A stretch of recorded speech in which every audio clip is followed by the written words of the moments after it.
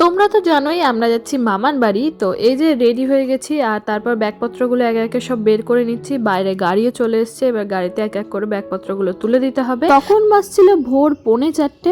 দেখতেই পাচ্ছ চারিদিকে সব অন্ধকার হয়ে আছে বাইরে, আর এইদিকে তো ব্যাগপত্রগুলো সব তুলে নেওয়া হচ্ছে গাড়িতে। তো চলো এবার তোমাদের সাথে শেয়ার করি হঠাৎ করে কেন মামার বাড়ি যাচ্ছি। ওইখানে আছে পরপর দুটো বিয়ে বাড়ি, এক তো হচ্ছে একটা মাসির বিয়ে এবং আর একটা হচ্ছে মাস্ততো দিদির বিয়ে। আর বিয়ে বাড়ি মানে তো বুঝতেই পারছো সেখানে কতগুলো অনুষ্ঠান আছে এবং প্রত্যেকটা অনুষ্ঠানের অবশ্যই আলাদা আলাদা পোশাক লাগবে। তো তাই জন্যই আর কি এত ব্যাগপত্র হয়েছে এবং একটা ট্রলি ভর্তি তো পুরো মেকআপের জিনিসই আছে, কারণ দিদির ওখানে গিয়ে সাজানোর বুকিং। তো এই যে আমরা বলতে বলতে চলে এসেছি স্টেশনের মধ্যে, সব ব্যাগপত্র এখন নামানো হচ্ছে। একে তো এতগুলো ব্যাগ, তার উপর প্রত্যেকটা ব্যাগে যথেষ্ট পরিমাণে ভারী হয়েছিল, মানে কোনটা ছেড়ে যে কোনটা ধরবো আর কিভাবে এবার ট্রেন অবধি নিয়ে যাব সেটাই ওখানে নামিয়ে নিয়ে ভাবতে বসেছিলাম আমি।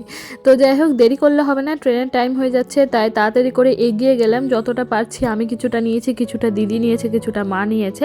চেষ্টা করেছিলাম মাকে বেশি ভারী ব্যাগ না দেওয়ার। তো এই যে চলে এসেছি স্টেশনে, মা গেছে টিকিট কাটতে আর আমরা এই সব ব্যাগগুলো নিয়ে একটু দাঁড়িয়ে আছি।